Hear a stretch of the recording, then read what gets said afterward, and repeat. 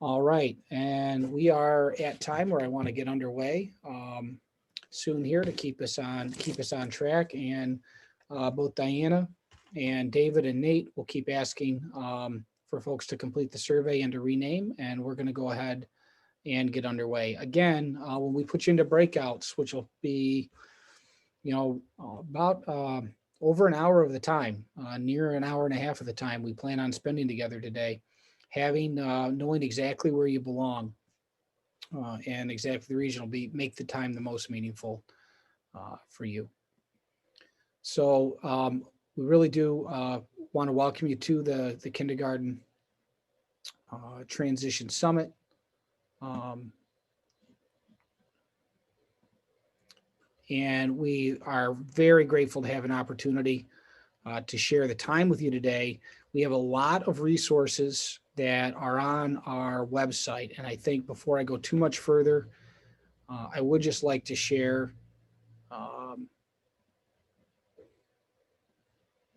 I can bring you over to the Finger Lakes Community Schools website. It's flxcommunityschools.org.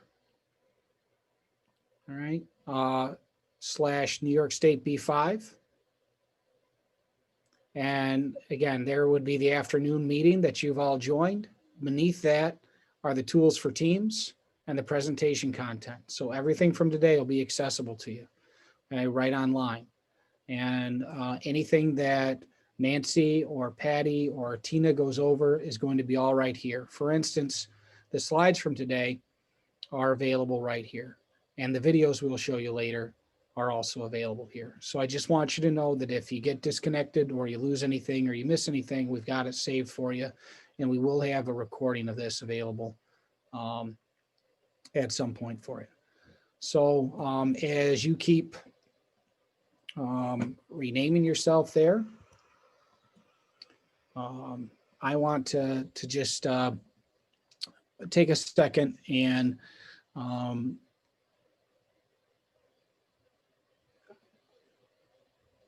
really want to take a minute and honor somebody that has really meant a lot to our region. And I don't know how many of you had a chance ever to meet Dee Dwyer, but Dee Dwyer was New York State Education Department, was from the New York State Education Department and as a program officer for us. And that's how we knew her. She was a program officer for our UPK grants. And she supported our grants when we expanded our UPK program. And Dee is just an absolute champion for childhood. Dee retired this past year, but then after a short battle with cancer, Dee passed away. And when I heard that, I was really just devastated. I mean, 2020 has been, I think, a tough year for all of us. But Dee was a champion for childhood. And I think that there are a lot of individual champions on this call today who are champions for children, who know individual young people that they care very much about. But Dee was a champion for childhood. And it can be sometimes really tough to balance policy and standards and all of the budget requirements, all of that stuff, all of the weight, all of the adult issues and all of the adult stuff that can really press in and squelch that magic of childhood. But Dee was a champion for that. And she went out of her way to make sure that UPK programs could thrive, that they had room to innovate, that they had an ear from someone in New York State Education Department that understood what it was like on the ground. And when Dee came out to visit our programs and do site visits, she was always checking to make sure that there were enough toys, enough that required imagination, right? She loved kitchen sets. She loved wooden blocks. She loved anything that gave young people a chance to imagine, to create. And I just want to take a minute as we get going and recognize Dee's service and remember Dee for the champion she was. Again, not just for individual children, but really a champion for childhood. And we're really asking you today to think about who the champions for childhood are in your community and in your school. And people that have that spirit, right? People that understand how important a good start, how important early learning is. And we really want you to think about who those people are and how you can bring them together and what you can do together. And we're going to start off today with hearing a little bit more about why this is so important. And this is information not only for you, but as you're listening, we really want you to be thinking about, gee, out of what I'm hearing today, what do I need to take to my community? What do I need to take to my local area? And local could mean your region, local could mean your county, local could mean your school. But how can you band together? How can you rally together the champions of childhood in your community that will make childhood, make growing up the best experience it possibly can be for the children you care for? So one example of something that we've done in Wayne County, which again, as a local team, not a local school team, but a team of schools, we've had our schools share a common questionnaire that's completed typically by parents, frequently mothers. It's about 85% of the time, mothers are the ones registering their young people in our county. And we found out that in some of our schools, there's up to 60% of young people whose guardians say, gee, they have a tough time calming down within 15 minutes of being excited. And in some of our schools, there's about 22% of guardians that say, oh my goodness, they have a tough time buttoning and zipping. Now, if you take can't calm down after an exciting activity and trouble with buttoning and zipping, and you think recess or you think bus, you understand just how much struggle, the regular daily activities can be.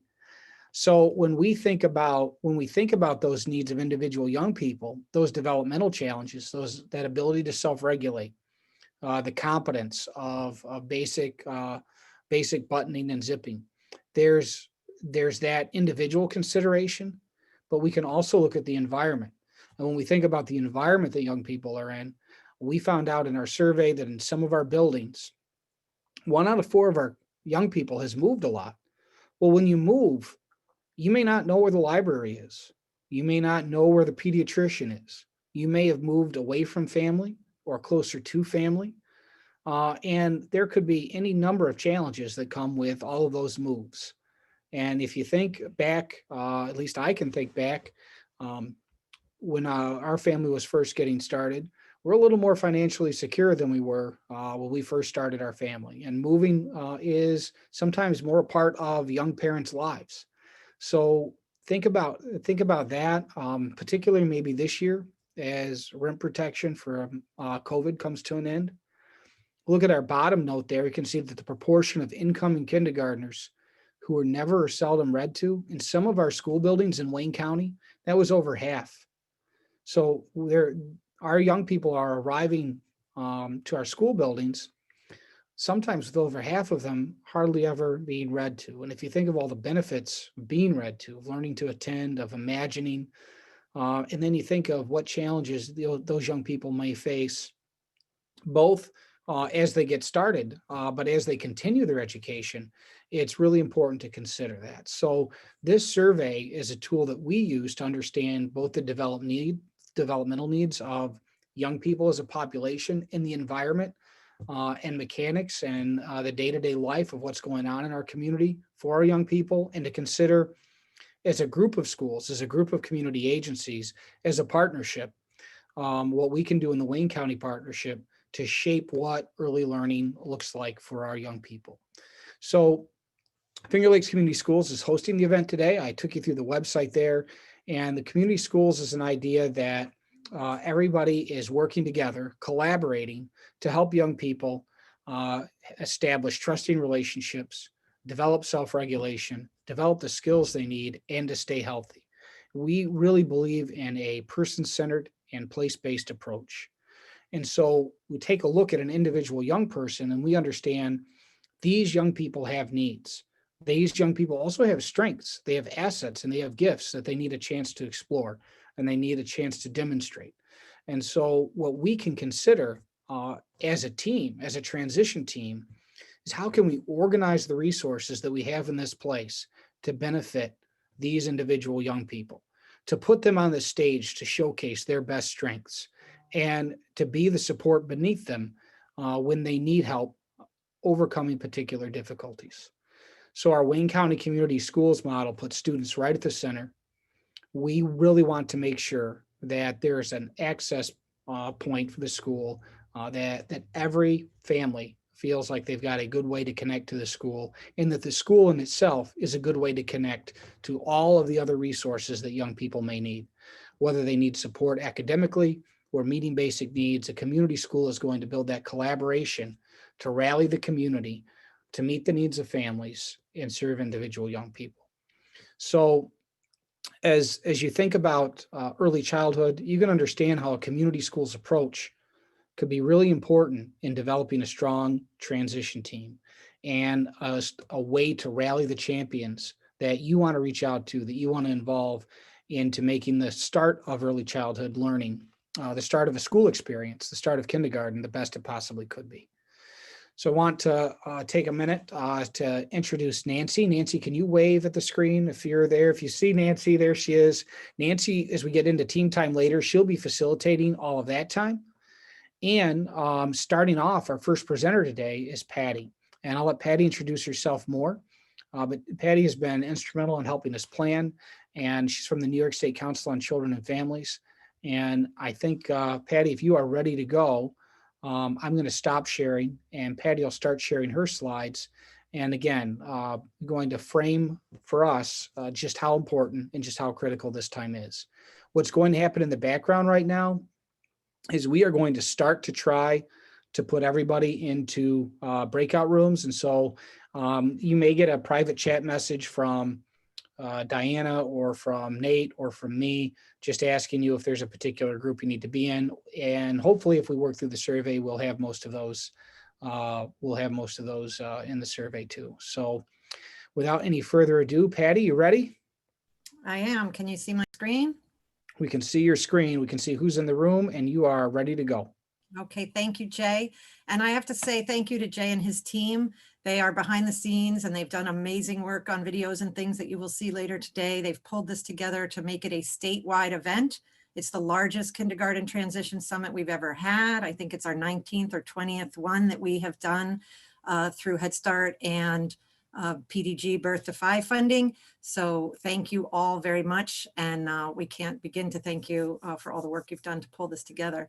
So who's in the room? If we were really in the room together, you would be getting to know each other and we would have people raise their hands or stand up to see who's here, but you can't easily do that. So we had you fill out a long registration survey that told us a lot about you and what you do and where you work. And so this first slide shows us who's here.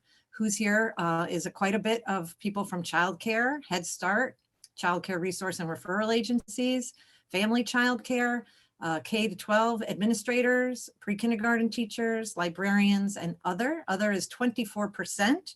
And those are people like school psychologists, therapists, family advocates, board members, parent representatives, and CPSE chair people. So we have a little bit of everybody. And as we go through our event today, you will see how we all play a role. We have specific roles, we have joint roles, and that this is, it's no one person's responsibility to pull off successful kindergarten transition practices in your community. It takes all of us. So that, I hope, is a big takeaway that will be accomplished today. Some of my slides and the data that is included in my slideshow comes from the National Center for Quality Teaching and Learning. So I need to give them a shout out, and they have been doing this across the country. So we are part of the 1,000 school reach of getting schools, Head Starts, and childcares connected to one another to best serve the families in the communities across the United States. So switching gears a little bit, buckle up. You have me for about 25 minutes, and I take you on a fast tour of why kindergarten transition practices are so important and how to go about strengthening the ones you have in your community.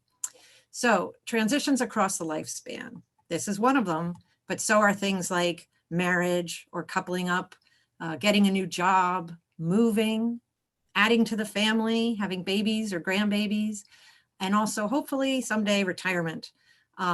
We know that these are big transitions, and there's been a lot of research done on how transitions impact humans, right? Their stress levels go up, health problems arise, lots of different social and emotional challenges can show up when you are going through transitions. And so we want to make sure that we help with this one major transition, the transition to kindergarten, right from the beginning.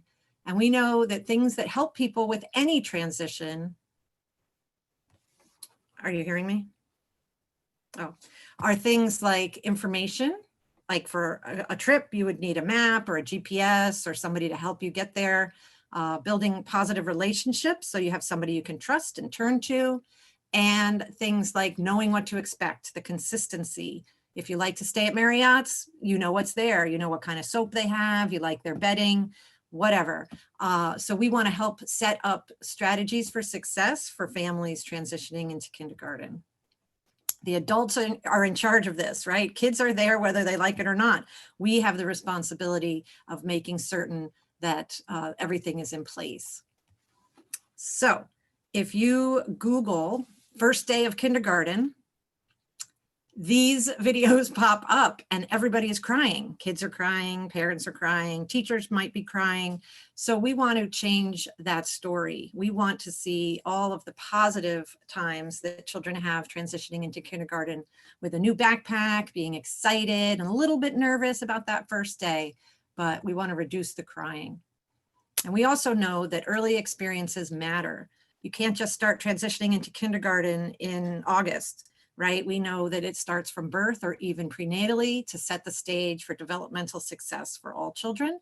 So doctors matter, parents matter, all the community services that are in place matter. So we want to make sure we connect families to all of those resources from the beginning. And that those exposures and experiences are what lead children to have success in school. So we want to make sure that they have everything they need and are developmentally on track. And if not, that the services in New York are there to help them. We are one of the only states with completely free early intervention services, and lots of families don't know that. So they just figure it'll get better with time or age, or I don't have enough money anyway. So we need to eliminate some of those misunderstandings and make sure all children get what they need from the beginning.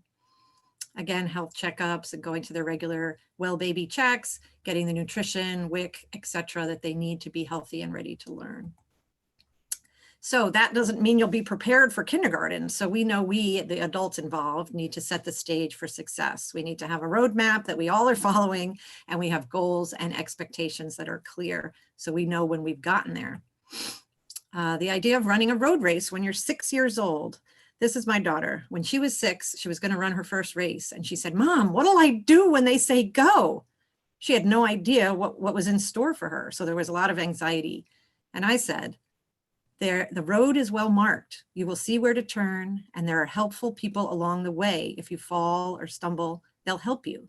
And we want the same for kindergarten transition. There might be some bumps in the road, there might be a rainy day, but we want to make sure that the helpful people along the way have the information needed to smooth the transition. And we also want to celebrate when we get where we're going. So once families successfully transition in, do we have a celebration? Do we check to see, could we have done something more smoothly or even better next year? Do we ask families about how it was for them, whether we're on the beginning side of the transition or on the second side of the transition? We want to make sure we get that feedback from families to always be improving on our practices. And so how do we know if we've done what we said we were going to do? Well, we need to have goals, right? So I think lots of us in all of our work have lots of goals for lots of things, but these are the types of goals that you will work on with your kindergarten transition team. If you don't already have one, or you're not already a part of one, you will join it today and begin to make your plans. So you're going to have child goals, family goals, community goals. Communities can be a very big piece of successful transitions, and lots of teams don't include the community beyond the schools or the early care and education programs. So we want to make sure you have access to all of your community services and the school goals, so that we know that we've reached them when we have. And if we haven't, we can see where we fall short and what we need to change. So this is some data from some research that was done by Bob Pianta and his team. And it talks about what families found useful and helpful before transitioning into kindergarten. So these are some typical transition activities. And you can see from the percentages along the right side that pretty much everything was over 90% of the families found it useful. So meeting with the kindergarten teacher, visiting the school, touring the school, talking with parents who are going to be in the same class as your child, those kinds of things. So between 90 and 100% of the families polled said that it was useful and helpful to their experience. So these are things that we can all do, right? They're not unsurmountable tasks. We just have to put a plan in place to achieve them. And we also know from some research that looked at over 17,000 children across the country in over 900 schools. So they did a longitudinal study, and they found that families that had fall transition practices, before entering kindergarten, had higher spring academic outcomes and more family involvement. So this early childhood transition into kindergarten is a major milestone touch point in families' lives. They found that families that were happily involved at that turning point, at that time when they transitioned, were more likely to be involved all the way through their K-12 education for their child, and their children were more likely to graduate from high school. So these are things that we cannot take for granted, and we need to make sure it's all of our responsibility to make sure we're doing everything we can around this. It's good for everyone. It's even more beneficial for children who come from low-income families. So meaning their scores and outcomes at the end of the kindergarten year were even higher than their peers who come from more affluent families. So it has an even bigger impact on the kids who need us the most. So I hope that's the selling point. I hope you're all with me and you're in, that we can all do something to make a difference.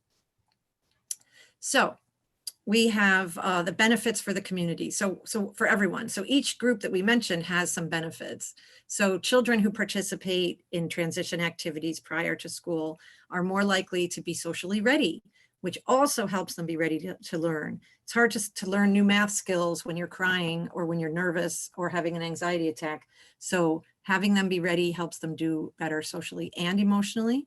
As I said, families are more connected to school, and it lasts a long time, all the way through K-12 and hopefully beyond.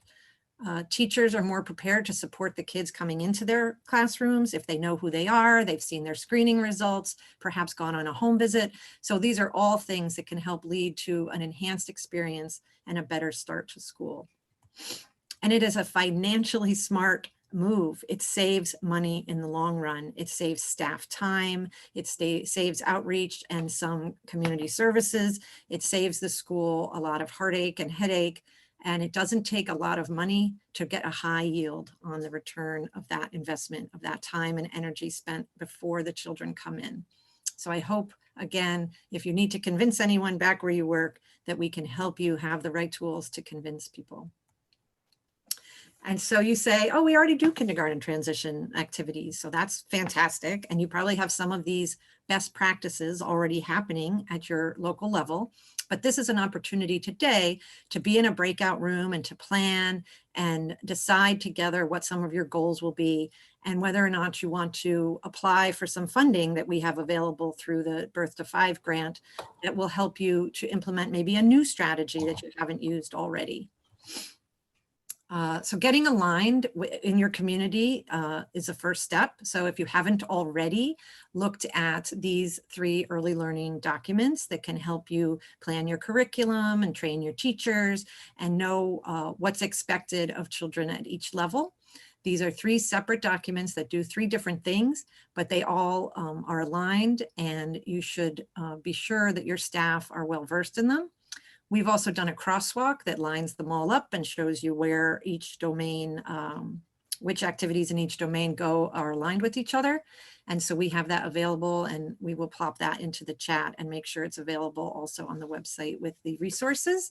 So you can see the crosswalk. It'll save you some of the analysis of where do these things line up with one another.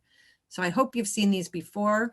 You should know that the early learning guidelines have recently been redone to include all the way from birth to age 8. And the pre-kindergarten learning standards are new this year, and they are what children should know and be able to do at the end of their 4-year-old preschool year. And the Head Start Early Learning Outcomes Framework, also called ELOF for short, provides the building blocks that National Head Start research finds to be the most important for children's school and long-term success. So you don't have to have funding from one of these places to use these resources. They are available for free, and you can use them with your teachers and parents and programs. They all line up very well. And again, I have a whole crosswalk that will show you how each domain and subdomain line up together. But there are still some things that we need to work on. So another national study looked at what was missing when children got to kindergarten, what would make it better for children's outcomes if they had something different. So teachers reported that children were missing social skills, classroom management, being able to follow instruction and directions and so forth. Building positive relationship with peers was a challenge for some. Having self-confidence and being able to advocate for themselves, even ask for help when needed. And the teachers were saying they were seeing more bullying behavior, more children taking advantage of a weakness of another child or things like that. So we want to help to remedy those things before children get into kindergarten so they can get the most out of their kindergarten year. We also know from research done both in New York and across the country that the highest rates of suspension and expulsion are for children under 5 years old. So to be clear, children under 5 are expelled at rates 3 times the rates of kindergarten to 12th grade. So you take all the K to 12 kids and the number of kids that are suspended or expelled, and you take that number and it's 3 times smaller than the number of children under 5. So we know behavior is a challenge across the board, and we have some solutions in New York to help to support families, children, and programs that work with children who present with challenging behaviors. That is called the pyramid model. If you have not already heard of the pyramid model, we urge you to learn more. We have a big statewide team that is working on this, made up of leaders from all of the state agencies that serve young children. So we're all in this together, and we have goals and objectives, and we will aim to eliminate the suspension and expulsion of children under 6 in New York by having administrators, teachers, and parents having the skills necessary to support children when they present with challenging behaviors, instead of punishing or removing or doing other things that set a child on the trajectory to be suspended or expelled more. Using other skills and strategies will help the child to take responsibility for their behavior, as well as learn new skills to get their needs met. So I could just ask that everybody mute who's not talking, and that will help with the background sounds. Thank you. So just very briefly, this is a quick image of the pyramid model, just so you can see what it looks like. It starts with the base of an effective workforce. And so making sure the teachers, administrators, therapists, everyone in the system of early care and education has the skills they need to be the best, whatever role they're in, that they can be. And then we provide opportunities to build responsive, positive relationships with teachers and teachers and students and parents and teachers and all of the different connections. We provide high quality environments so that it's a predictable routine that has a schedule that makes sense to children. They know where to put their materials. They have enough materials. All of those things set up a high quality environment. And then we teach social skills. So kids practice making friends. They practice joining play. They practice waiting a turn. So all the things we want kids to come to school with, they are taught those skills and have opportunities in real classroom time in early care and education and in kindergarten to learn those skills. And then some kids still need more. So those children are supported with a positive behavior plan, and that can help them when they, it helps them before they have a behavior outburst, and they practice those skills with all their supportive adults as well. So we have, I'm sure Vicki will put into the chat, who is our pyramid model coordinator for New York, how to find trainings. They're free. We have grant funding to provide you with that training. And we encourage your agency, your program, or your school to look at the website and to look for trainings for your staff if this is interesting to you, or if it's the first you're hearing of it. All right, so now we're going to switch into looking for strategies that will help you and your team promote some positive transition practices. So forming your team is the first step. And there is a handout that we will get to in a little while that shows you who all the people are on your team or could be on your team. And then you want to plan to meet regularly with your team so that you have an opportunity to get to know each other, to work together, and then to set your goals and make your plans and do your work together. So again, not one person, but a team of people who will work on this. Everyone from your New York AEYC chapter, your local museums, institutes of higher education, and you'll see the list on the handout. So it's a lot of people that could be very supportive, and each has their own resources to bring to the group. You want to make sure you get feedback from parents, right? How many of you have collected feedback from parents after their transition, either out of your early childhood program or into your school? This is where people would raise their hand if we were in a room together, so you could chat it in, you could raise your hand, but it is good to be as engaged as possible with this conversation. So usually 2 or 3 groups raise their hand in a group of 100 people and say, we do poll our parents, or we randomly call 10% of our parents to see how it went. Oh, good. Somebody from Region 10 said we do. So that is encouraging. We always want to know at least some are doing it. And now from today, maybe others will do it as well. And so that can look very different, and there's no one way to do it. So you would meet with your team and decide, how do we want to do that? There are also some year-round activities that communities offer. Incoming kindergartners could be invited to attend school events at the local elementary school. And now I know COVID has put a bit of a damper on things, but in the future, or virtually, or join a texting chain, or use the website in your community for parents, incoming kindergarten parents, come here to do these things virtually with us. Email blasts, many different ways to get families involved the whole year before they come into kindergarten.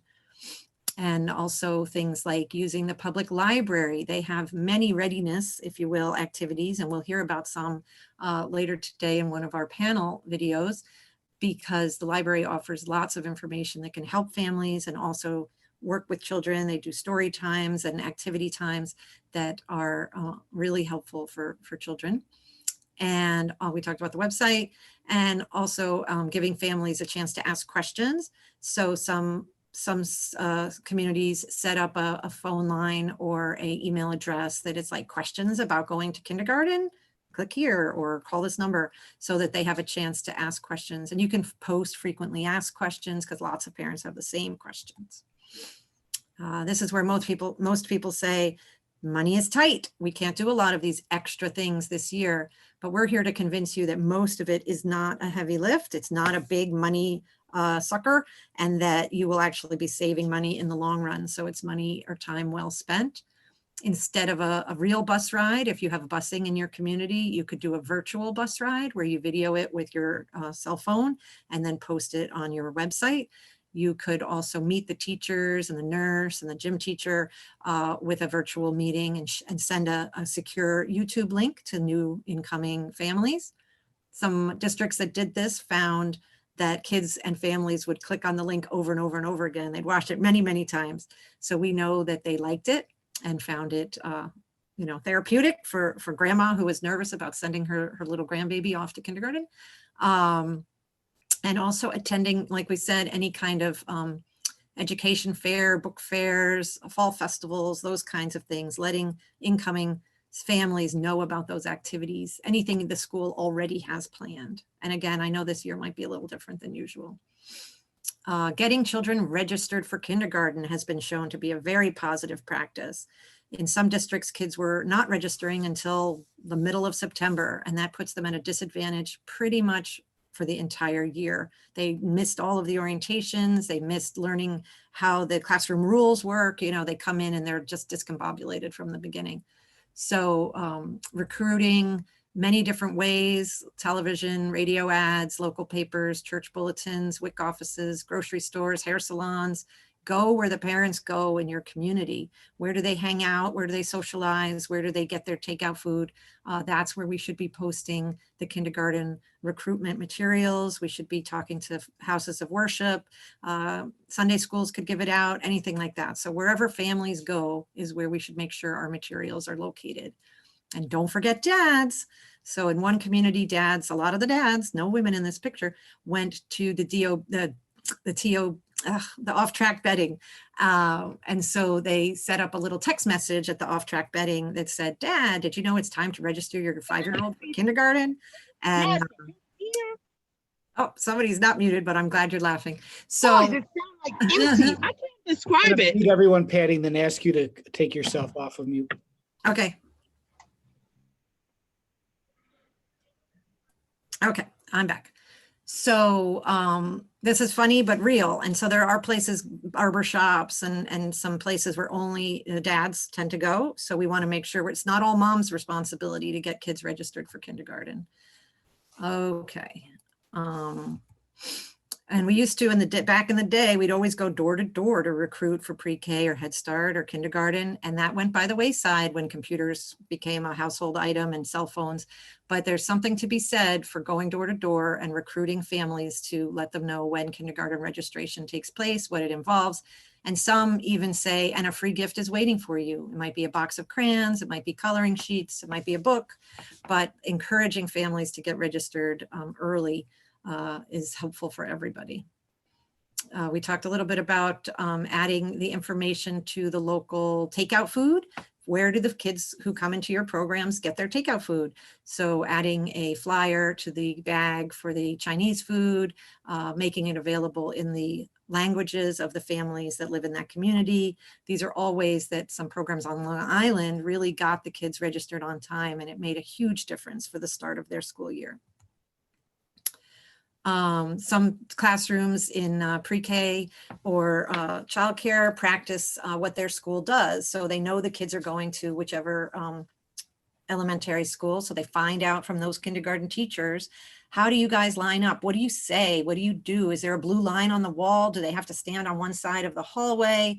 And now with COVID, you know, it's all like 6 feet apart and little stickers on the floor. So they practice that at the end of school when they're still in their pre-K setting. And that way the kids are very comfortable. And then when they get to kindergarten, the teachers are like, I know where you came from, because they understand the prompts. Like, here's how we line up, and here's how we pack our backpack to go home, and here's how we take our go home folder and things like that. So anything that can set up a child for success at the beginning of the year is just going to make things more positive.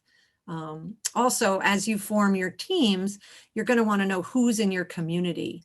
So we have a search for finding all of the childcare and home visiting programs that are in your community. It's similar to a Google map, and it lists them all. If you put your zip code in, it'll pop up and you can say, do you want to know 5 miles radius, a 10-mile radius, a 50-mile radius? And it'll give you all of the locations. It'll tell you what ages they serve and who to contact there. And so this is a way you can expand your team. You can make sure you're giving them, if you're a school district, you're connecting with them around transition activities and practices. And maybe you're recruiting somebody to be a representative of childcare or Head Start or pre-K on your team. So this is just a really good resource, and we'll put it into the chat if we haven't already. I think we did. Yep, that's the link to do the mapping. So it's very useful. And we talked a little bit about the summer reading programs at the library, where public libraries offer free programs for children of different ages. So you look on their websites and see the calendars of what's happening when for what age group. And these little guys are learning about body parts. So they're putting the bear on their elbow, on their head, on their knee, and their pajama time. So working parents are bringing their kids in their pajamas so that at 7:30 they can go home and go to bed. So there's lots of great things happening at the libraries. There's lots and lots of books. The libraries have a list of wonderful transitioning to kindergarten children's books. They also have books for adults. And And if you guys registered for this event, you will be getting a book, one of these books in the mail. So be sure to fill out the survey that came when you first logged in, to give your address and all of that, so we know who you are. And you know, there's no shortage of books, but some are better than others, so do read them with a fine eye.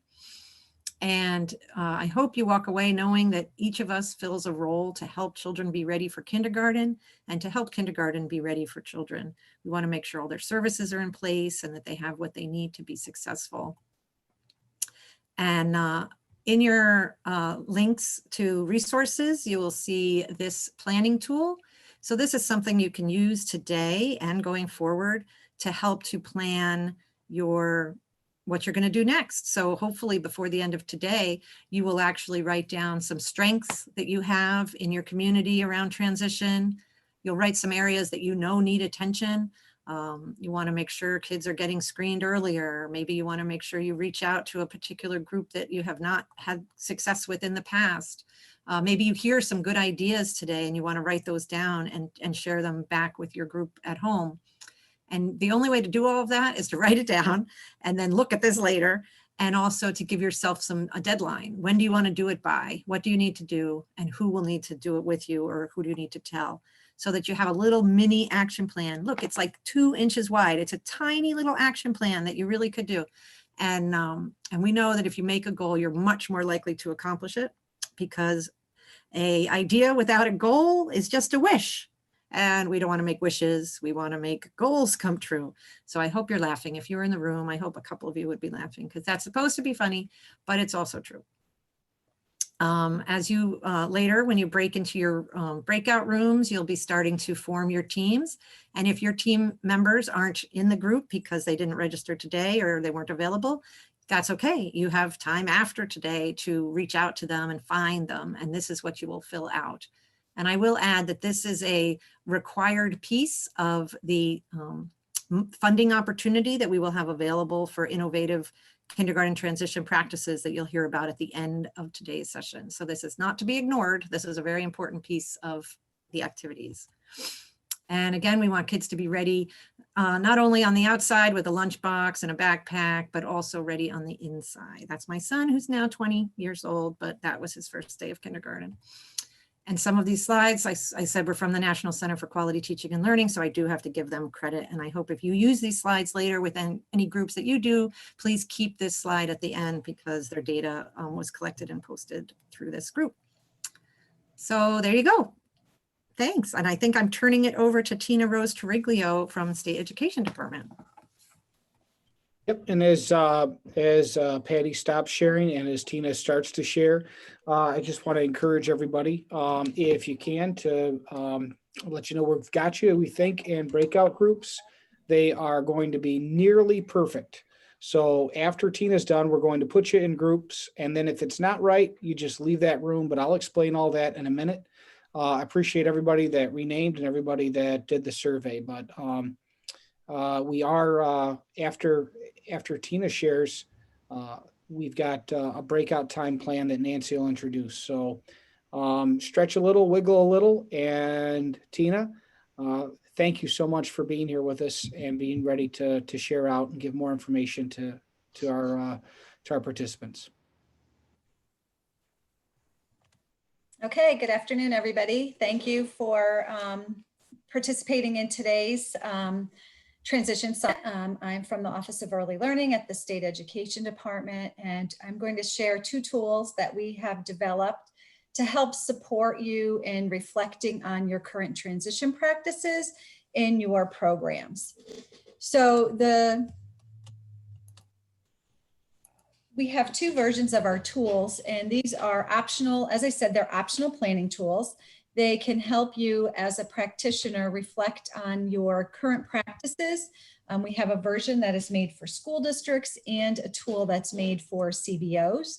So when you're looking at your tool, you just want to make sure that you're using the right one, because they do ask and gather information from the perspective of the district. So this one is the one made for school districts, and it says right on the second line, for school districts, and then one for community-based organizations, which can include early childhood programs, school libraries, however you fit into the puzzle is kind of the tool that you choose. So we really first want to think about, why are we doing this on October 28th? Why are we starting to talk about transition so early when we really don't do anything with it until maybe the spring? Well, it's because we want to, as Patty said, really think about our goals for transition for the children that are going to be coming into the school, new fresh start for them next fall, getting them ready. You know, transition is a huge experience. When we think about a child's pre-kindergarten experiences, there's so many different places that they can come from. They may have attended a nursery school program, a 2.5-hour program in a church, or in, you know, in a school, like a charter school, sorry, not a charter school, a non-public school. So what is that nursery school experience like? So they may have just been in a 2.5-hour program. They may come from a Head Start program, which we know has lots of supports for families. So they're coming from a program where they've, you know, worked with folks that have included family support people. So what was that experience like for them? Pre-kindergarten at their school district. So maybe they either attended a 2.5-hour half-day pre-K program, or a 5-hour pre-K program, or longer, depending on the school district. So they may have already been in the school building, may have already seen the cafeteria and the gym. Then we may have those kids from an early care and a learning program, a 4410 special education program, a child care center, a child who is in a family child care home. And so remembering that sometimes kids can be in a program, an early care and learning program, or a family child care home, or even Head Start if they have an early Head Start component, from 6 weeks to 5 years. And so what that experience looks like, they're in a comfort zone, stepping into a new comfort zone after maybe 5 years into a school building. They may have stayed home with a parent or an extended family member. And so as part of that experience, did they go to the library and do story hours? Did they, you know, go outside and exercise at the playground on a regular basis and have a kind of core network of friends that way? Or they participated in a home visiting program. So when you think about all of the children who may enter a kindergarten classroom, they're all coming from very different experiences. So it's really important to think about all of those experiences and all of the people that are involved in those early experiences as being part of your kindergarten transition team. So as you're sitting here later on this afternoon and thinking about, you know, how can I pull in everybody in my community, think about all of the people that might feed into a school district, and make sure that, especially if you're a school district, you find those feeder programs and include all of them as much as possible into your transition planning process. And so why would we want you to do that? Because we want you to bridge practices, right? We want you to think about, okay, maybe we can all read the same stories to get children ready for kindergarten across settings. You know, what are some of the things that, you know, K teachers look for in children? And so can we carry some of those practices over into pre-K? So really thinking about how to bridge the practices from a child's pre-kindergarten experience, or when I say pre-kindergarten, it's any experience prior to K into kindergarten. And what does that bridge look like? So really thinking about that, you know, when you're really deeply thinking that, put yourself in the shoes of a little person and think about their path that they may have taken to come to you and their family. And so transition really needs to be a team process. You really need to think about how to best support children. You know, as Patty said, your goals can be local goals, they can be community goals, but really thinking about the goals that will best meet the needs of the children and families in your school community. So why do we do transition planning, or why does the New York State Education Department encourage transition planning? Well, in every state has an ESSA plan. And in our ESSA plan, you'll notice I put it in bold. It talks about the entire school community. And then in red, I actually defined what our ESSA plan says the school community consists of. So it consists of district leadership, teachers, support service personnel, so our CSC, CPSC chair people, our school social workers, our school psychologists, Students, families, community partners like our libraries, our health clinics, and any other relevant stakeholder to really think about how to form collaborative transition teams that are an ongoing presence. And so really thinking about how you can help students transition into school in the most seamless and supportive way as possible. So transition teams should be composed of decision makers at both ends of the key transition point. So thinking about decision makers of children leaving the feeder programs, the early childhood programs, and then coming to the school. So who are some of those key people? Then you want to think about the diverse characteristics of your community. A rural community is going to have very different characteristics than an urban community, right? So you really thinking about what are those diverse characteristics? Is there transportation? Can parents even come to the family event on a Thursday night when there's no busing and their house is, 20 miles away from the school in a rural community? So thinking about some of those things that Patty encouraged earlier, some of the virtual things that we put online now. We've gotten really good about virtual events. So really thinking about how you can use some of that now to support families that may not have been able to participate in the past. What are some of the barriers? Thinking about families who may be leery about coming to the school. So maybe you have a transition event at your public library in the community room. So there's lots of things that you could do to start really bridging that gap with parents. And just like we do differential instruction with children, we want to do the same thing for transition experiences for families. So we want to have whole groups. Many of us don't like to walk into an auditorium with 120 people for the first time. It might be overwhelming. So thinking about having whole group opportunities, small group opportunities, and then individual outreach strategies to engage families. And then finally, always check what you're doing. So always analyzing the strengths and your weaknesses of your transition program by collecting feedback from students, families, teachers. What didn't work one year might work the next year. Or if it hasn't worked in several years, why isn't it working? And revisiting that practice and kind of tweaking it to meet the needs. So how do you use the tool? So you're going to convene a self-assessment team. You're going to read all of the items and then really think about your implementation status.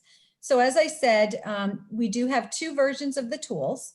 So each tool, however, has kind of this brainstorming page where you can think of, all right, who would we have, if we're the school district, who do we think should be on our transition team?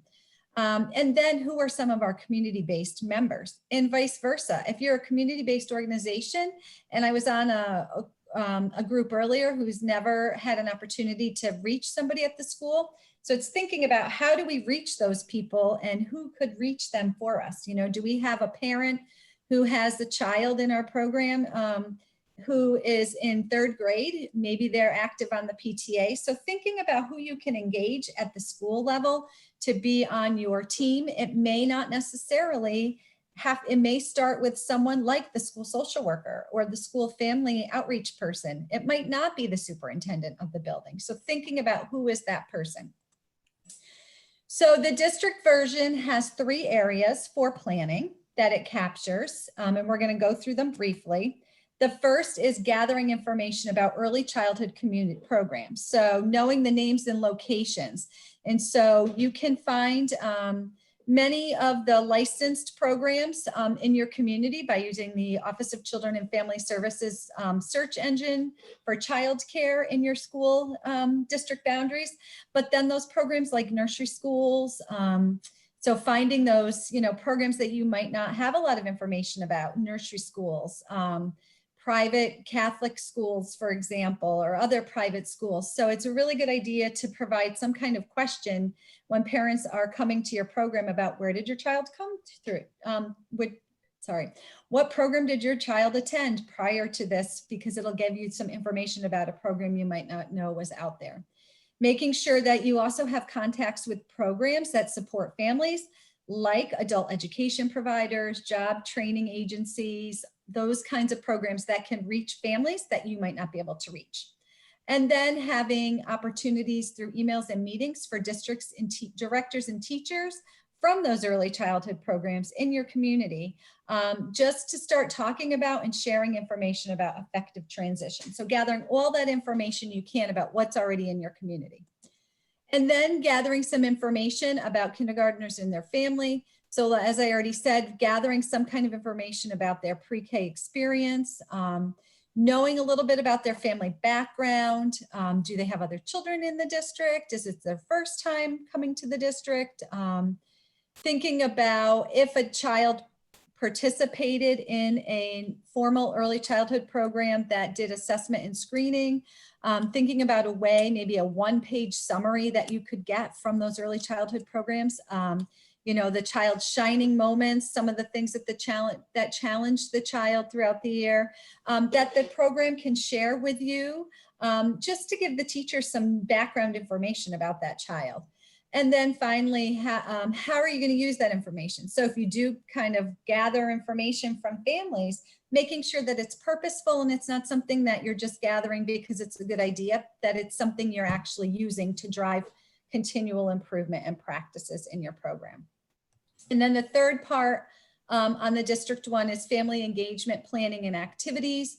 So making sure that communications support language of the families that you're serving, making sure that you advertise, you know, Patty showed some unique things earlier, making sure that families are aware of when kindergarten registration is happening and tapping into them through, you know, putting flyers in people's delivery bags when they get groceries or food delivered. Making sure you have those virtual experiences about bus riding or touring the classroom. And then finally, how else can you reach those kids? Dropping off information to those programs that are out there supporting children. So really thinking about whether you've done any of these things and if there's a way to improve on it. So we also did a community-based organization version, which is a little bit shorter because we wanted, you know, again, you're feeding the school programs. So knowing the names and locations of public schools for the children that you're serving. And I shared an example of something we did at Head Start when I worked there. The county I worked in, we had like 13 school districts. So for each school district, we made kind of this fact sheet, and it just had the address, the location of the Head Start program, how many children were in that building. And we just did a quick blurb about some of the services that parents were able and children were able to participate in and sent it to the school. So it was kind of like this is us, and sharing it with school principals, whoever was important. Everybody's important, but whoever would be an important person to be on our transition team. And then making sure that, you know, we are also sharing information, that it shouldn't just be one-sided. That remember the bridge, there's a hand on each side of that bridge. We want to make sure that we're bridging the gap and we are reaching out as well. So also, you know, sometimes we have kids in our programs that are attending our program because their parent works nearby the center or the program. So for those children who, you know, your program is not in their school district, thinking about how you can get some information for those families about kindergarten in their community. And then thinking about if you do have relevant screening and assessment, I had already mentioned this, having some kind of little cheat sheet. You know, time is, you know, money, as we always say, and it seems to be limited. So what are some of the key things that we can share about this child with the school district that the teacher would really want to know about, and talking to kindergarten teachers about what is that important information that they may want to know. And then finally, family engagement. So thinking about providing opportunities for school district staff to visit the program. When I worked in a Head Start program, we did one of those cheat sheets. We gave it to the kindergarten teachers. The kindergarten teachers went to their building supervisor and said, hey, we want to go down there and we want to see what the kids are doing. So they planned classroom visits, and that led to reading a story at the end of the day one afternoon to the kids. So they got a story read to them by a kindergarten teacher, and then the teacher stayed after as parents were picking up their children and kind of had a coffee hour, just some informal conversations. So something as simple as that is a huge transition practice. And then thinking about how you as an early childhood program can facilitate outreach to districts. So you're supporting the kindergarten enrollment of the students in your program. So once you gather all of those results, you want to really discuss what you are doing now and thinking about how you can provide children and families with a stronger transition experience. So thinking about your areas of strength, and then what are some of your areas of most immediate need. So one of the things that I, always like to share is that, we always have perspectives that, well, they're doing that. No, they're doing that, but really nobody's doing that. And so I always use the example of duck and rabbit. Some of us see a duck, some of us see a rabbit. Don't have the perspective with transition that nobody's doing anything, but maybe it's that you're not communicating what you're doing to each other. And so, the greatest skill is really for children and families, or the greatest opportunity is for them to have a smooth experience into the kindergarten program, and really thinking about how you can meet the children and families where they're at. Because remember, one of my second or third slides is about all of those places kids can come from in your program, and recognizing that they're not all coming from the same place in a community. So really thinking about transition as a community approach. It can be something as simple as reaching out to the public librarian and having her purchase some of the transition books that you might use as children are leaving your program and entering kindergarten. What are those great transition stories you're reading, and having them available on their shelf in multiple copies that parents can check out and read to kids. So really thinking about working as a group. And then one of the other resources that we have on our website is these family tip sheets. We have them on a variety of topics, but right here is a space for you actually to insert the name of your district or your early childhood program. These aren't just for school districts, so they can be for any early childhood program. This one happens to be on transition. So, really thinking about how you can reach all of those families.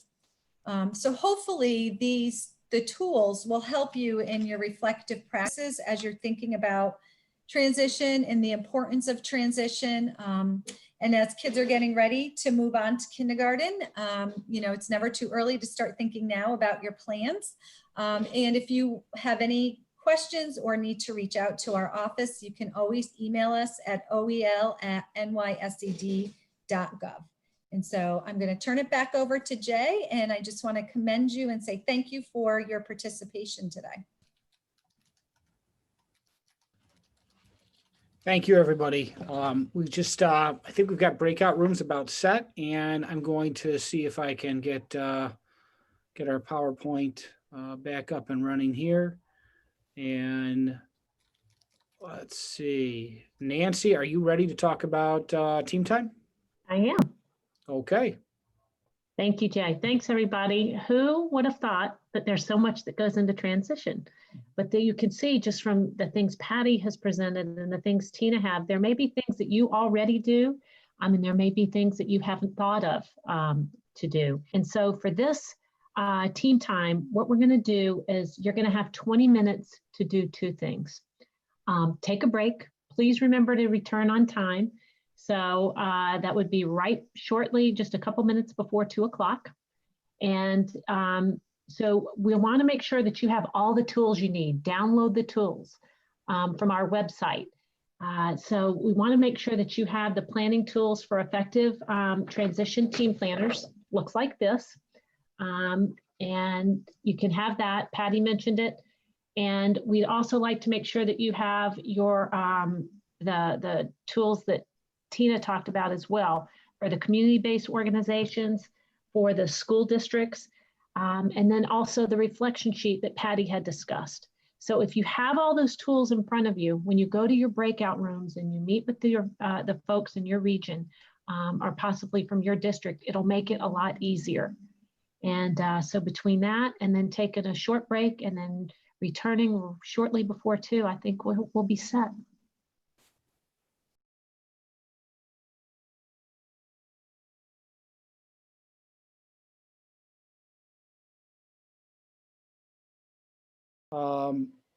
And what I'm actually going to do is stop sharing the PowerPoint for a second. I'm going to welcome everybody back, and we're going to put one of the videos on that's available on the on our website there, and you should see on your screen, it says, what questions do parents ask most often? And I want to tell you, we put together kind of a mock panel. It's about 32 minutes of video content. We're not going to show all of that to you. We're going to skip around a little bit, but to give you an idea of the kind of folks you might want to put on your panel. I want to talk to you about a concern that we have in our area. So Soda Central School District, where my kids go, about 40% of students enroll or register as students of color.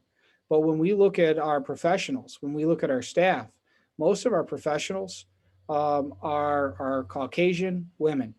And so when we did this video and we're asking people in their roles, hey, can we get the nurse? Oh, can we have the principal? Oh, can we have the, a family advocate? Most of our professionals aren't necessarily going to represent, most of our community. So when you're putting your team together, you need to think about that. And certainly, we can think about gender. We can think about where in a community. Sometimes communities have really different feels. Like we've got some parts of our community, for instance, is very much agricultural, and other parts are in the village. And so you're really getting all those perspectives. Are you getting all those voices? So there's a lot of things to think about when putting your team together. And one of the things to think about is, are you really giving everybody a chance to have a voice? And are you really making sure that you're taking time so when somebody comes to talk with your team, or your team does something, that it really does connect with as many folks as. So again, I'm going to start this video here, and we're going to skip around a bit, and then we'll be putting you back into breakout. And I'll talk about going back into breakout when that happens. But bottom line, if you were having a great breakout session, you're going to be heading back to it. And that's cool. If you were like, didn't quite fit, or gee, there's 3 or 4 of us that need our own room, that you're going to have a chance to do that. So you can start to think about that too. And I'll be ready to handle those requests after we watch a couple of clips here. But this is Casey Carpenter from Arc Wayne, and she's a parent advocate from one of our community agencies. And we're privileged to have her as part of our community and as an advocate for children and families.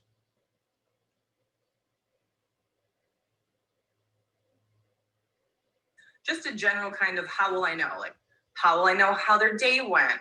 How will I know how they're progressing?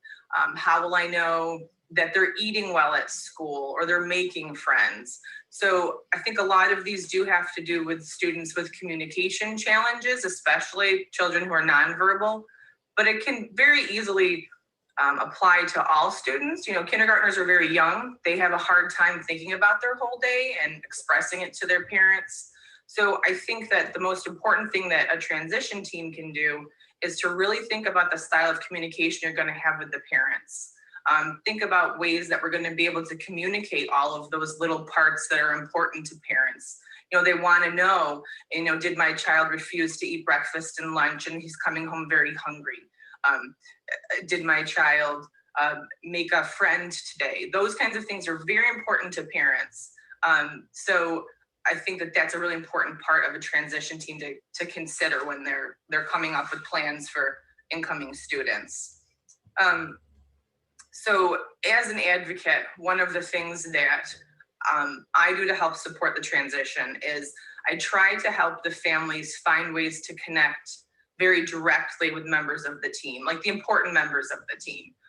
So if your child is getting therapies, the parents feel more comfortable when they really have a direct line of communication, like with a speech therapist, with a physical therapist. And even in a general education setting, still it's important for parents to know who to contact about concerns that they have.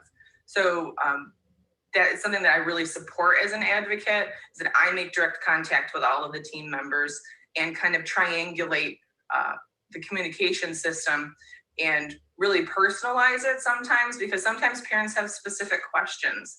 And if what we're sending them home for communication is not useful for them, they're really not feeling as though they have a really good picture of what's going on with their student at school. So I'm going to pause Casey there for just a second and chime in. So as sometimes, especially during budget crunch times, which we may be facing, we can look around at our school and we can go, gosh, We don't have a family support specialist.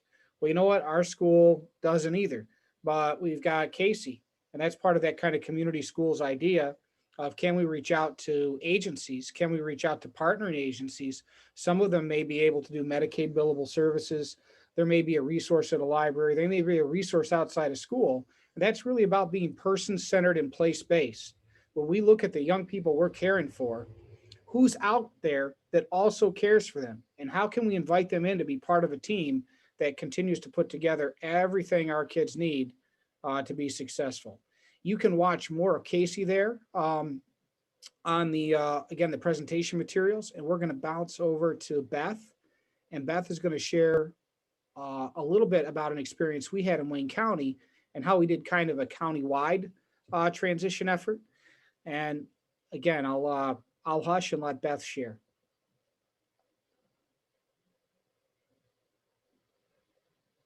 It is important to address transition as a team because without a team, the process is one-dimensional. When educators and early childhood providers view the transition to kindergarten as a one-time event that happens in September, they fail to see the bigger picture and understand the importance of transition planning. A transition team should include members not only from the school community, but the community at large, who can bring to the table varied early childhood expertise and experiences. With a diverse membership, the team can provide a wide lens in which to view the transition process. When the transition process is developed without a comprehensive team, a disjointed experience for families is created. They are then left feeling confused and unsure of the transition process. It must be remembered that the transition to kindergarten is one of the most significant transitions that a young child experiences. What happens during this transition often lays the foundation for a child's adjustment to and future success in school. The transition to kindergarten is much more than a one-time event. It is a journey that takes time, preparation, and advanced planning. Therefore, attitudes and actions of those who are directly involved can do a great deal to make the transition to kindergarten a positive or not so positive experience for a young child and their family. Thoughtful planning for this transition can have meaningful results for the children, families, teachers, schools, and communities that last well beyond the first weeks of school. Remember that the transition to kindergarten is an ongoing process that has many steps and can be made more successful when the adults in children's lives recognize its importance and plan for it thoughtfully and carefully.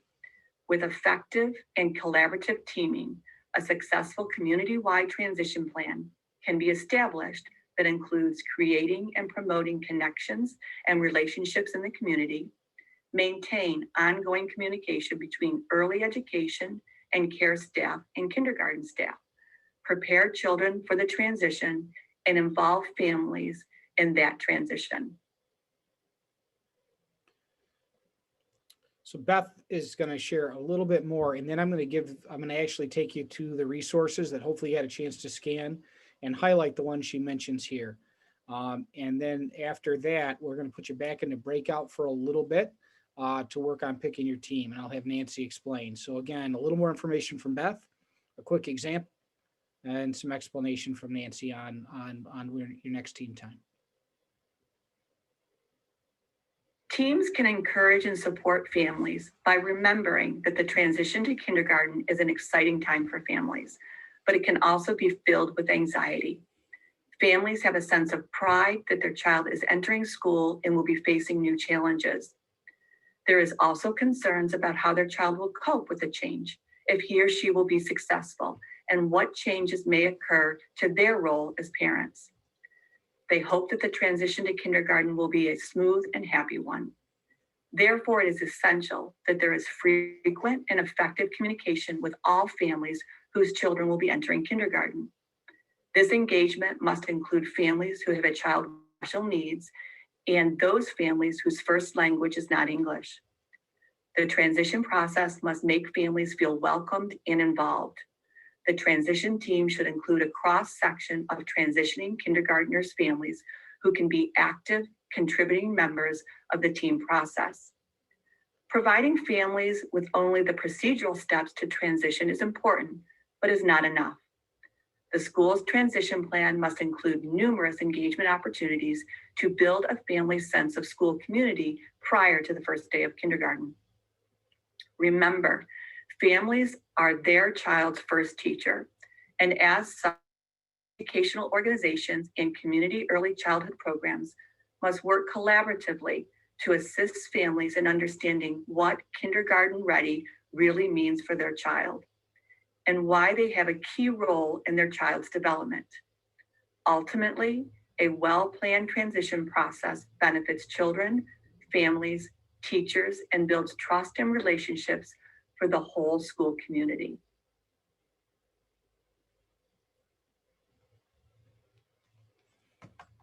After your participation in today's summit, you will be provided with access to a resource titled It Takes You, Planting Seeds for Learning and Growing. This booklet was developed in January 2019 by a team of early childhood teachers and service providers and was published and provided at no cost by the Wayne County Partnership for Strengthening Families and the Wayne County Community Schools Project. The booklet is full of developmentally appropriate ideas for families to engage their child ages 1 to 4. It is organized into 6 sections: cognitive, social emotional, gross and fine motor skills, communication, adaptive self-help, and self-regulation. Additionally, the booklet has resources for families with regards to internet apps, read aloud books, and developmental checklist. We encourage you to provide this booklet to all the families you engage with. Families are essential to promoting positive learning, growing, and nurturing experiences with their child. So again, Beth was a key leader, and excuse me as I shift here to make sure I've got the screen open. I'm going to take you right back to our website where we have all the tools for today. And Beth was a key leader in really making sure that we were able to put together this resource. And this is worth taking just a second to show you. Again, everything you need for today is fingerlakescommunityschools.org, New York State /B5, so that / New York State -B5 rather. And if you see, there's the Zoom links, and you'll see tools. And under tools for teams, okay, you have the kindergarten questionnaire that I referenced this morning where we got our data. And it's from that data and that questionnaire that let us know, gee, what's going on environmentally for our kids and what's going on with individual kids, that we decided we ought to put together this resource that Beth talked about. And the way this happened is that we got everybody together in one day and we had a template. And people put together their best ideas in a book. And we have this translated as well into Spanish. That's our second primary language in Wayne County. And with that, right on the website here, you can click and download the PDF. And again, this is something you could make, or you could use this, take this and use it right in your community, but you could do the same thing where you get a bunch of experts together and we have a bunch of activities that parents, guardians, aunts, uncles, anybody can do with young people getting ready for kindergarten. And pick any activity, and I'll just scroll a little bit here, but read with me. What is it? What do you do at age 1? What about 2-year-old? What are you looking for? What are you looking for at age 2?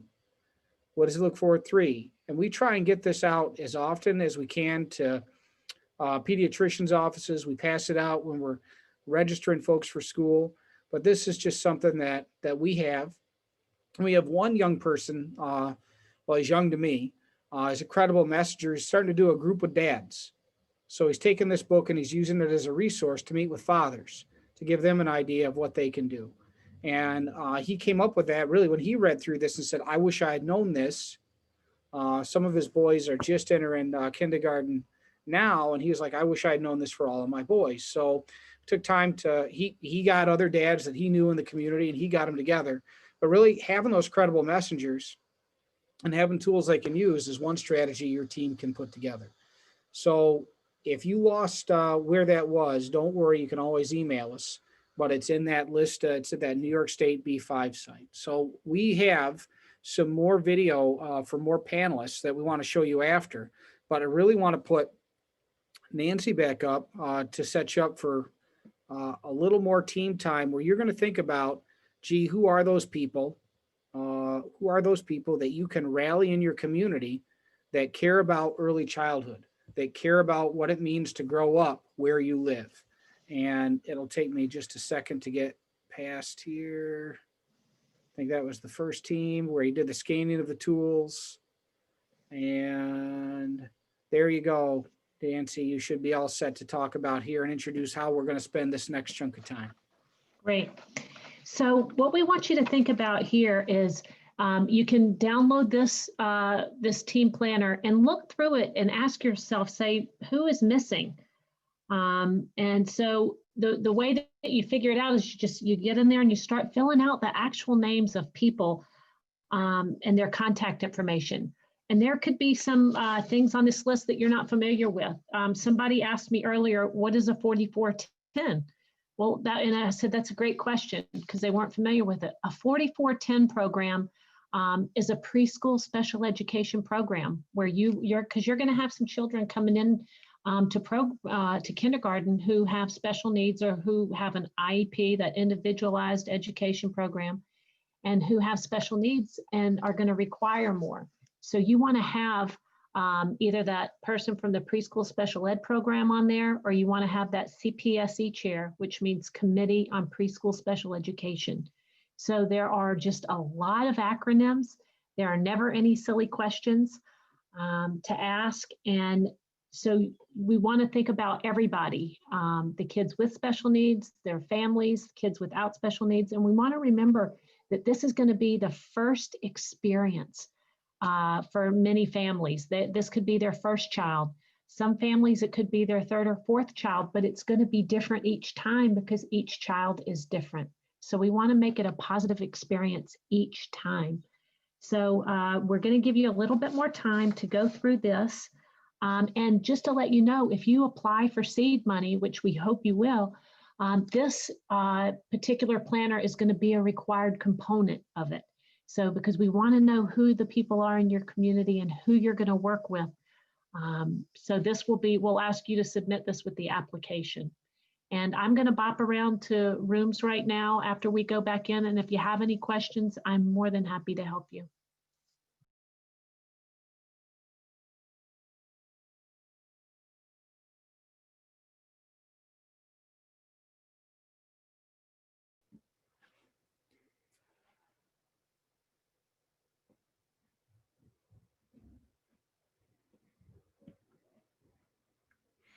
Everybody, welcome back. We're just going to continue to share. I don't know if you thought about having the nurse on your transition team, but let me give you just what perspective does the nurse bring? Let's share a little bit from Jill.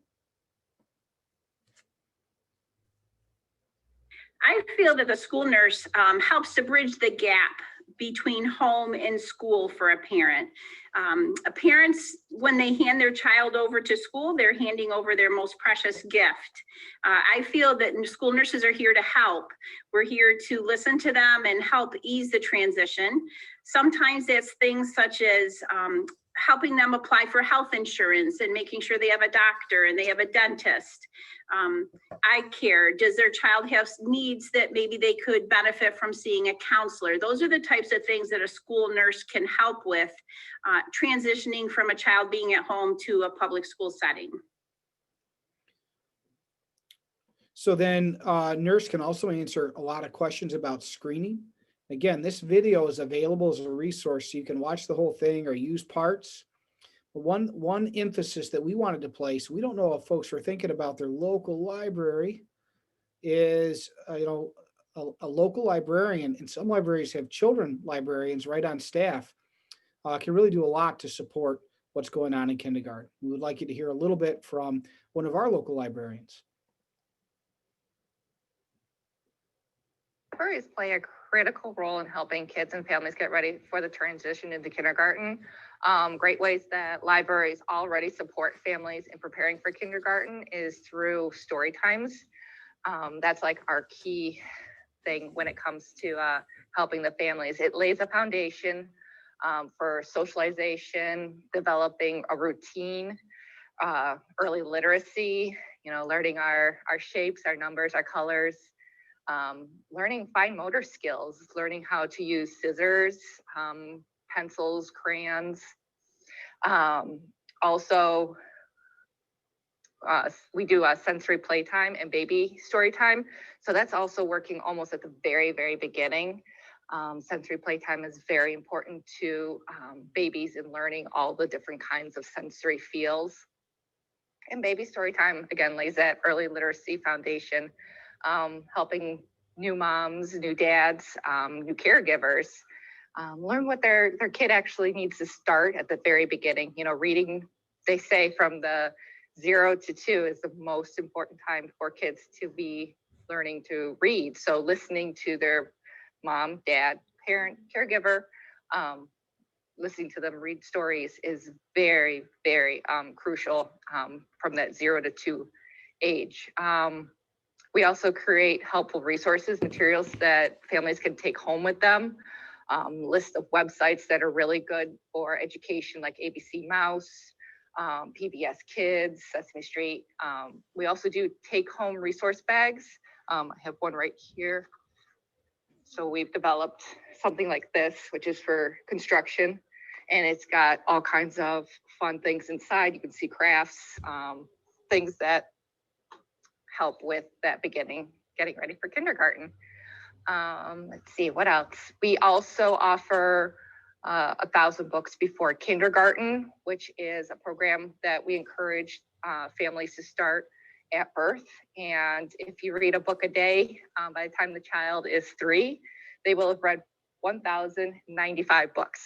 So 1,000 books may sound like a lot, but it is doable. And if you read 3 books a day to your kid, you'd actually be done in 1 year. So that is something we offer. A lot of libraries offer the 1,000 books before kindergarten program.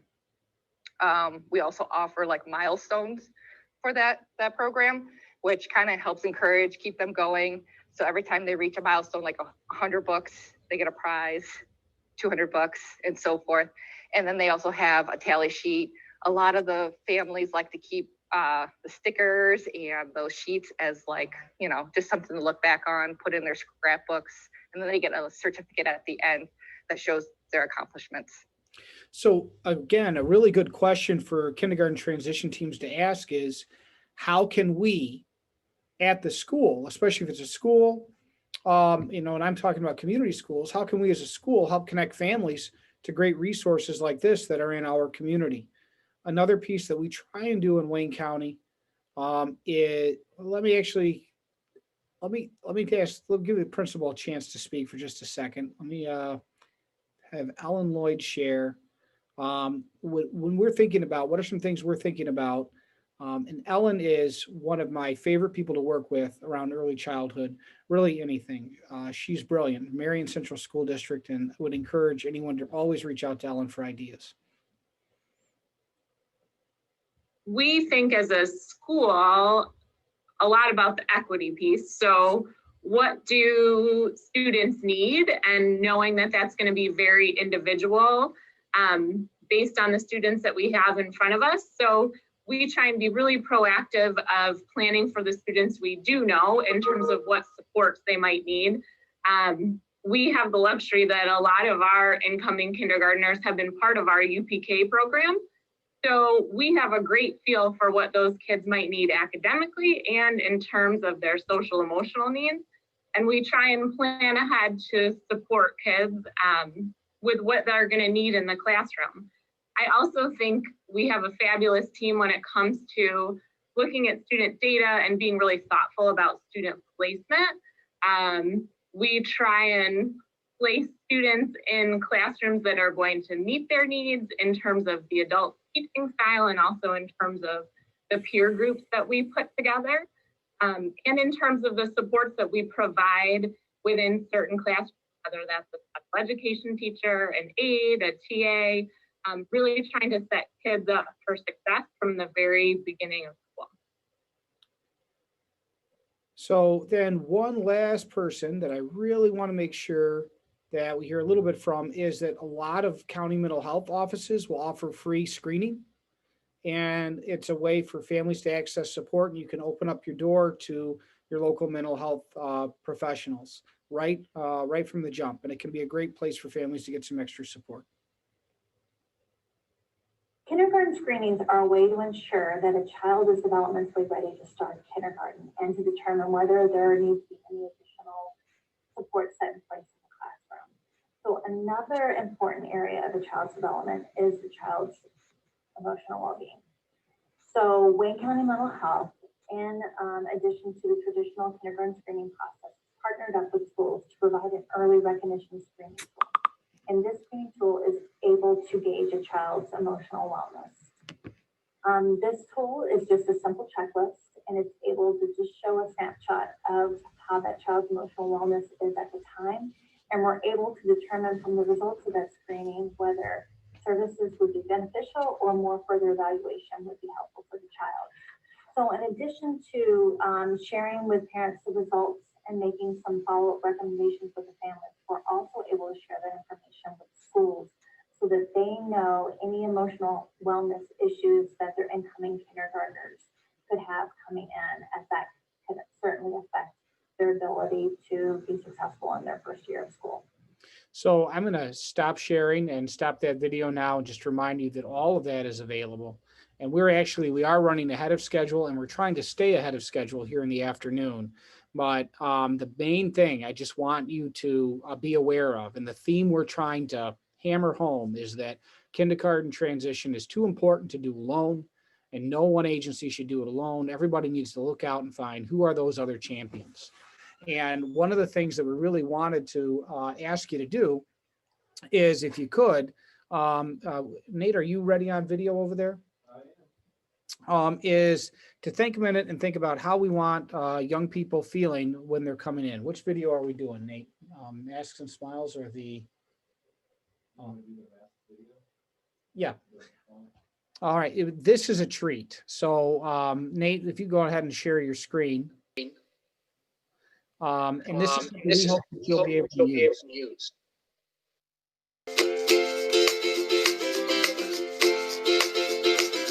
Here's Mr. Rose, and he loves to teach, and on his mouth and nose is Paw Patrol. Say hi to Mr. Rose. Here's Mrs. Lloyd, a principal, and wouldn't you know, her mask is yellow. Say hi to Mrs. Lloyd. Miss Laura helps in the cafeteria, and don't you think her mask is pink? Say hi to Miss Laura. Here's Mr. Brian, he drives a bus. He covers his nose with Totoro. Say hi to Mr. Brian. Here's Mrs. Fanning, a librarian, and like the April showers, her mask brings May flowers. Say hi to Mrs. Fanning. Here's Jess and Jill, and they make you well. I wonder if they planned it. They both are wearing planets. Say hi to Jess and Jill. Hello. Hello. Hello. Hello.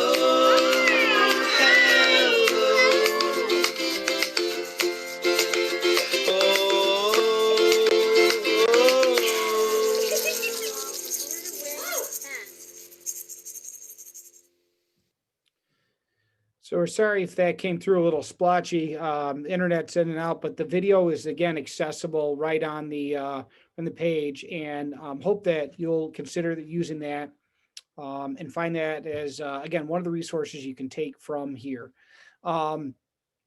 we've got that video was inspired by a book called Masks and Smiles, written by one of our local experts and somebody we're privileged to have involved with one of our mental health, or one of our grants, which is a mental health demonstration project, which is really using the community schools model to build relationships with institutes of higher education to get really talented, capable young people out here to help our kiddos growing up.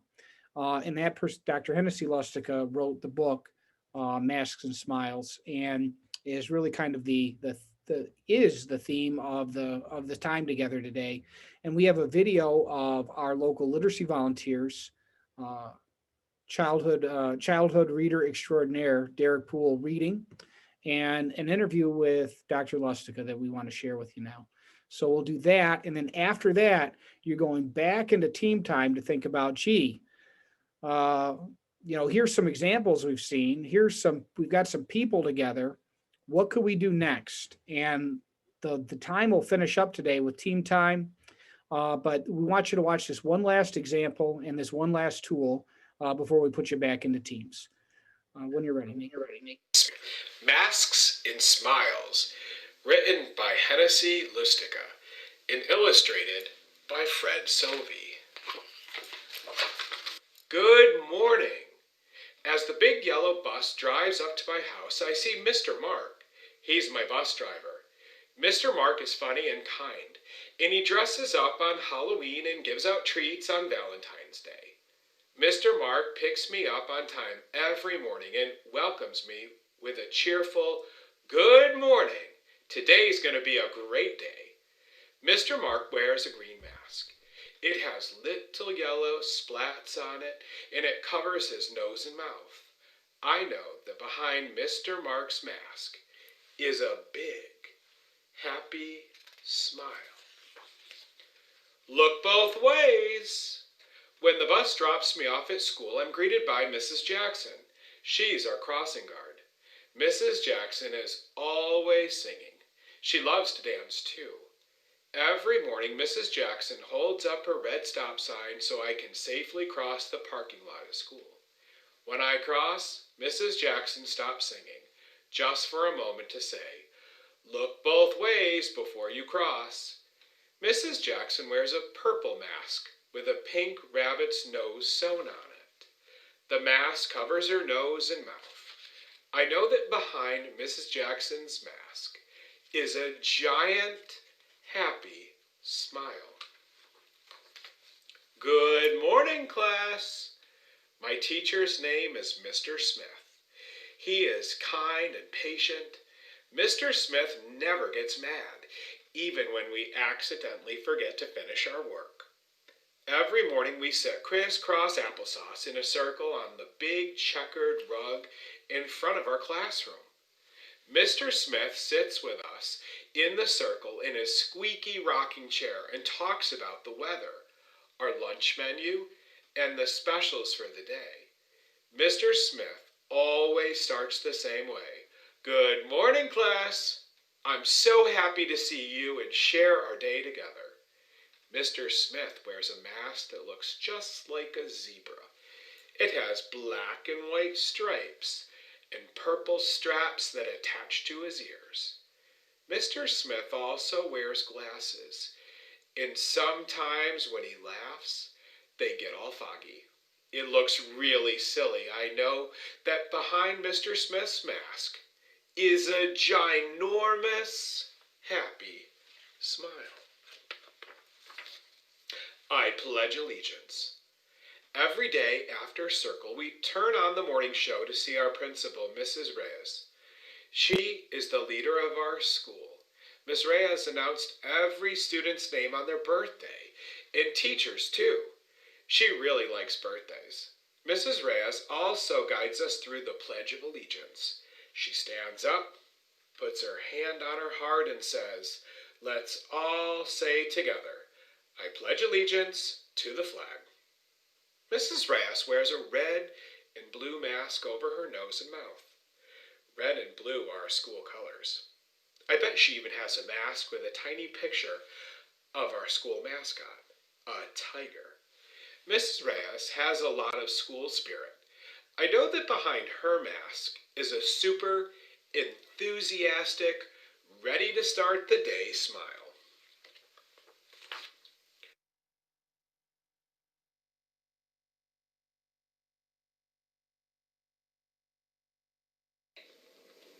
My name is Dr. Hennessy Lustica, and I'm the author of Masks and Smiles. I wrote this book after a trip to Wegmans back in April. It was when New York State was still under the pause, and it was the first time that I had gone to the grocery store. And walking around, I had my mask on, and I noticed that everybody in the store had their masks on, and you couldn't see their facial expressions. So I was thinking as I was walking through the store how difficult it was for me as an adult to witness that, and what that must feel like for children, specifically young children. I have 3 kids of my own, so I was thinking about how they might feel being out in public for the first time and not being able to see anybody's expressions. So that night I went home and wrote the book Masks and Smiles, and then my very talented cousin, who is an art teacher in Watertown, New York, he illustrated the book for us as well. The purpose behind the book really is about helping young children understand that the world is really different right now. And the book centers around going back to school and transitioning back to school. So meeting all of your favorite helpers as you get off the bus and you go into the classroom and you see your teacher and you see the principal and the lunch monitor. And then, your family picks you up after school and everybody has their masks on. And really the purpose for me in writing this book was to give educators and parents the space to talk about the really big feelings that kids might have around the world looking different right now. So thank you all for tuning in and listening to our examples. Most of the rest of the day is on your shoulders. And to explain that, we're going to bring Nancy back, and we're heading into our third and final team time after, again, the Masks and Smiles read aloud. We had a welcome to kindergarten video. And those are a couple things that our local teams have been able to put together. And something as simple as recording a book being read out loud can be a real tool for a family. We've had great response on when we've given opportunities on Zoom for families to tune in and listen to a book read aloud to a small group. So, Nancy, I'll let you bring us into our last team time. And Great. I just want to also remind folks that see, Nancy's contact info is on the last slide and I think she CC'd in the emails.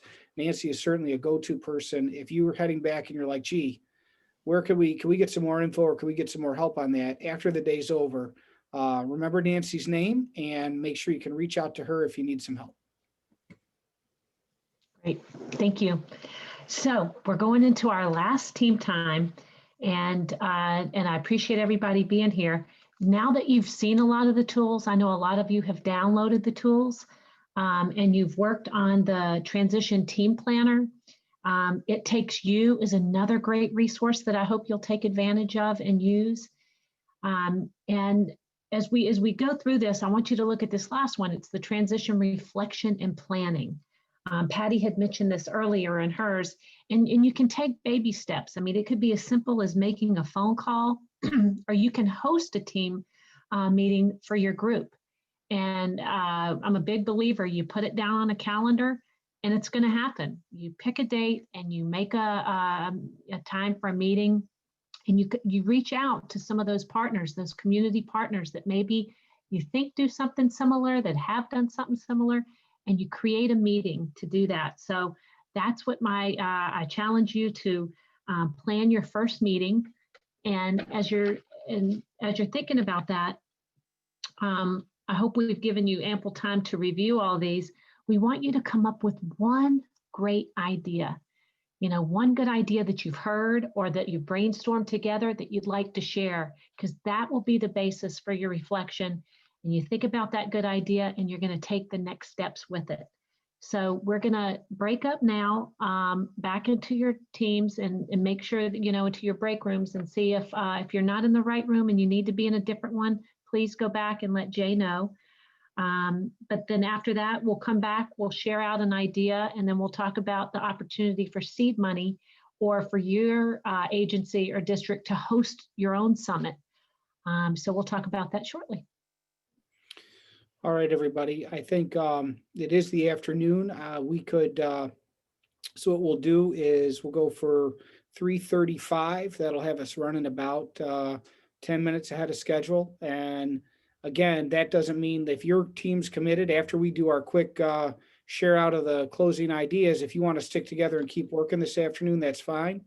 But we'll bring you back at about 3:35 to wrap up our agenda for today, where you'll hear about seed money and where we want to hear from you one good idea. The breakout rooms are open now.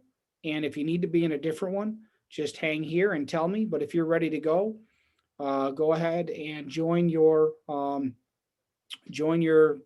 breakout room now.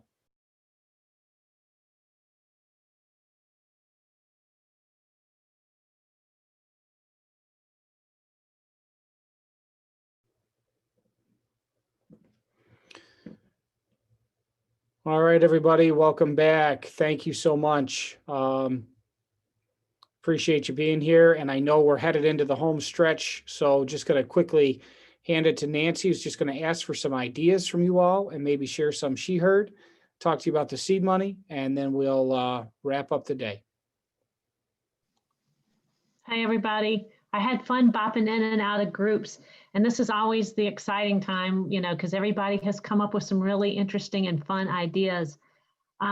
So if you would like to, I mean, if you don't mind, could you share some in the chat? And then if there's anybody who would like to share one out, just unmute yourself and we can do that. But not all at once.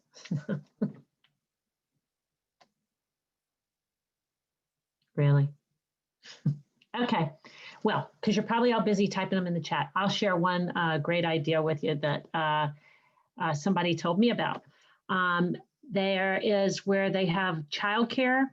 One childcare invites the kids and the parents back the next spring after the children's kindergarten year to talk with kids and parents about what's coming up and what kindergarten will be like while they're still in childcare. So they take the ones who went through it and they bring them back, and sometimes that seems to settle down parents and talk to them. Another idea that when I was in a group they were talking about is when they have kindergarten, when they have the kids come in the spring, they wanted to ask the kids, so, you know, what questions do you have? And they wanted to video them, of course, with parental permission. And then they wanted to ask the kids, what are your questions about kindergarten? And then have them throughout the summer on their website where they answer them, where a teacher answers them or a bus driver answers them or somebody answers it. And that way the school district gets hits on their website and they can provide really helpful and useful information to families, and the kids get to see themselves. So that was a really cute idea. So does anybody else have ideas they want to share?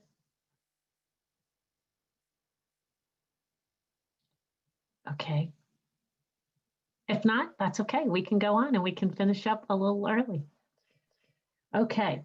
So now that we have great ideas and people are hopefully going to put those in the chat. We had a lot from this morning, from our morning session. We can talk about the seed money. And what the seed money is we are going to have an application that's for, I believe we have it in the tools, and we're going to send out a follow-up email next week that'll have this, but I believe it's in the chat. And it's by attending the summit, you're eligible to apply for funding for innovative practices and strategies in your community. So you filled out the sheets, you have your next steps, and you'll see the application. I think somebody did put it in the link.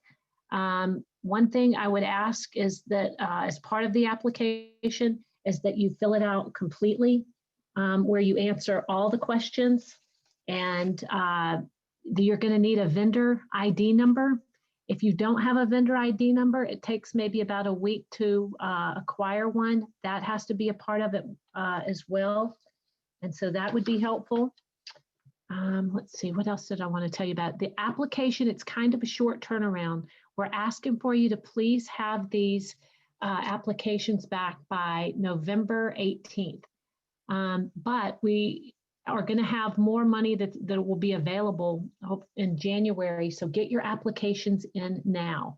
If you've attended a summit, you're eligible to do that. Also, if you would like to host one of these summits, we'll have an application up for that as well. And that is worth $10,000. So if you're interested in that, let us know. And we'll have, like I said, we'll have more funding that will be available for the $1,500 one, but these applications would be due November 18th. I think that's everything I wanted to cover with that. So we can go on, I think, to the next slide. Nancy, can I just add for the applications for the funding, just the requirement is that you put in a budget and a budget narrative. And oftentimes people just put in a basic budget with the numbers, the money, and they don't explain what it's for. And so we have to exclude that application from the running. So please follow the directions. If it asks for a detailed budget narrative and a budget like the numbers. So please include both of those in your application. So like somebody from the outside should be able to do the math and figure out how many units of something are you purchasing and how much does it cost per unit, how many kids are going to be involved, how many teachers, what parents, whatever you're doing, it should be so clear that like my husband would be able to pick it up and read it and understand how to fund it and what it is. So provide all of the details that are required in the application. It's only about 6 questions. It's not a long application, but you would work on that with your team so that it is something you're doing as a community to address kindergarten transition practices. We encourage you to apply. Don't be scared. Just follow the directions. Thanks, Patty. And also know that that local kindergarten transition team planner will be a requirement too. So that will help guide you, and it'll help you know the folks that you want to have on your team. And it, like Patty said, it really is not a very long application at all. And I've talked with some folks who had been to a summit before who hadn't applied, and I'm encouraging you to do that because we don't know what next year is going to be like. We don't know if kids are still going to be wearing masks. We aren't sure what it's going to be like. So be creative. And the last thing is I want to ask you to please complete the summit evaluation. We appreciate your feedback. We report this to the federal officers. We understand and know how valuable your time is. So thank you for sharing that with us today. And just to let you know, I think Patty said it earlier, this has been our first big virtual summit between the morning and the afternoon, and it's been our largest out of almost 20. So thank you for doing that, and I'll send it back to Jay. Just want to thank everybody for your time. Again, that flxcommunityschools.org under the stories. So if you clicked on upcoming events, well, this is in the past. So nope. But if you click under stories, it'll have everything from the day there. We already have a full run of the PowerPoint. So our shell slides here, along with Patty and Tina's slides, already there, and I think uploaded on the website. All the materials you saw today, all of the links, including the agenda, everything is right on the flxcommunityschools.org.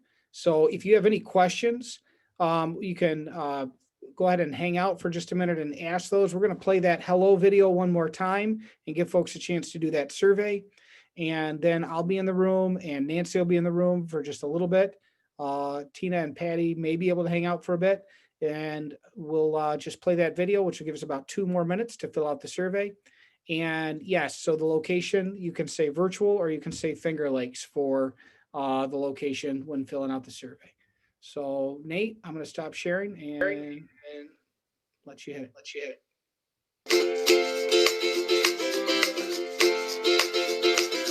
Here's Mr. Rose Rose and he loves to teach. And on his mouth and nose is Paw Patrol. Say hi to Mr. Rose. Here's Mrs. Lloyd, a principal. And wouldn't you know, her mask is yellow. Say hi to Mrs. Lloyd. Miss Laura helps in the cafeteria. And don't you think her mask is pink? Say hi to Miss Laura. Here's Mr. Brian, he drives a bus. He covers his nose with Totoro. Say hi to Mr. Brian. Here's Mrs. Fanning, a librarian. And like the April showers, her mask brings May flowers. Say hi to Mrs. Fanning. Here's Jess and Jill, and they make you well. I wonder if they planned it.